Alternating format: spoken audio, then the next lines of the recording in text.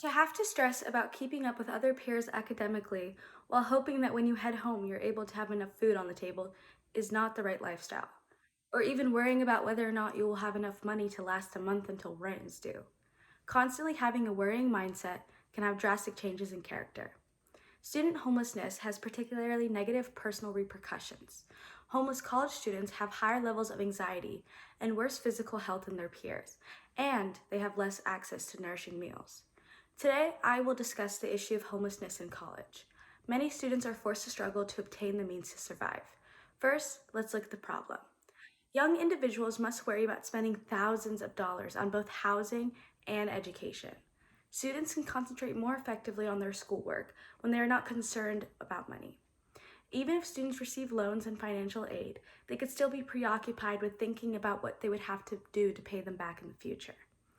Taken from the New York Times, written by Stephanos Chen in December of 2022, it is stated Ms. Shalov said it would cost around $25,000 to $30,000 per student for the first year, which includes the cost of an on-site social worker and other services, including a food pantry and resources for academic and employment support.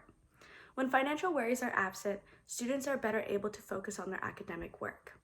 There should never be a time in anyone's life when they have to look for a place to call home. It would be really nice to sleep in a nice bed, a warm, nice bed. But I'm just thankful to God for what I've got, a student claims from the Hispanic Outlook in Higher Education by Elizabeth Hernandez. Now that I've informed you of the problem, let's talk about the cause. The difficulty of students not being able to work while keeping up with their academic studies causes massive amounts of stress, then leads to deterioration over time. The homelessness epidemic among college students has been exacerbated by a number of causes, including rising tuition, inadequate financial assistance packages that cannot cover the cost of living, transportation, and a general shortage of affordable housing. Adding full-time jobs is not as beneficial as most people think because academic work is already demanding enough. Before they've barely survived, students will start to burn out.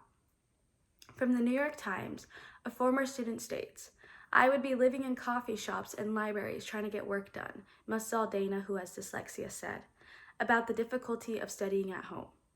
Between working part-time as a hostess in a restaurant and attending classes in pursuit of a nursing degree, she said she was often sleep-deprived. Stress shouldn't be at an all-time high, especially for students who are leaving their homes for the first time. The University Wire in January of 2020 voices the thoughts of an international student.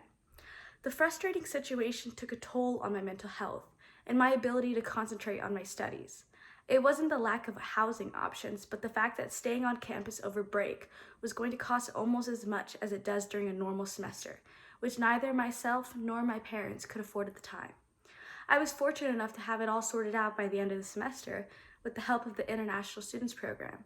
There are many college students who, unlike me, are unable to sort out their situation, and they constantly live in fear of ending up on the streets. Even more critical is the fact that some students currently do not have a roof over their heads while they juggle through this crucial, life-shaping phase of their life. Rising tuition fees, a rise in housing insecurity brought on by the economic downfall, and a decline in available housing at several of the state's schools and universities are all contributing factors of the issue of homelessness in college. We have now seen the reasons behind this issue. Let's move on to a solution to the problem. There are already some programs dedicated to helping students out, such as FAFSA, but there should be equal amounts of opportunity for various students of various backgrounds. From the Philadelphia News in August of 2020, a student speaks from his perspective. In another room of what is called St. Joseph's House, Dillinger Thomas Brodsky Johnson recalled being in and out of foster care. When his adoptive parents planned to move out of the area, he decided he'd juggle as best as he could his freshman year at Tempe University studying criminal justice with a full-time job. He didn't receive enough aid for housing, but he plans to start driving for Uber soon. And then he learns of the new residential program in the West Oak Lane neighborhood that offers support services, including academic and career housing, an open pantry, and even the occasional casserole dropped off by thoughtful neighbors. I was skeptical, said Johnson, who was 18. I was like, there has to be a catch. But there isn't. This place is literally the perfect program.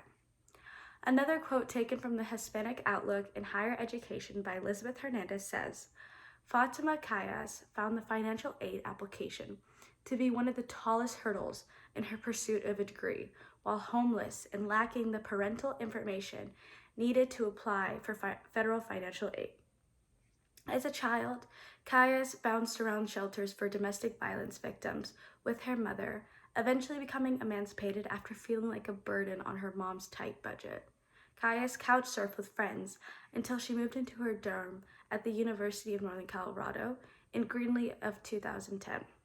Kayas transferred to Metropolitan State University of Denver in 2013, sleeping in her car while she studied sociology and human services.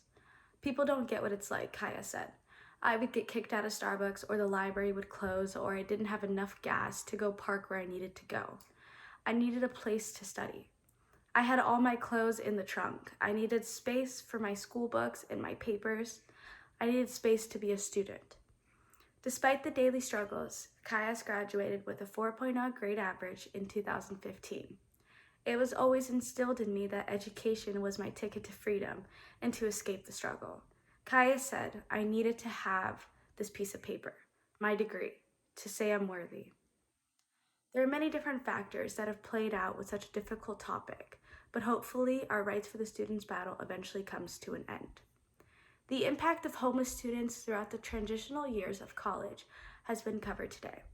We've talked about the highs and lows of struggling through one of the most trying moments in life. Student homelessness has particularly negative repercussions. No one ought to experience the effects of stress brought on by how serious this problem has become. There are, however, considerations being made to sufficiently after college campus housing in light of the new options being proposed for the students' achievements.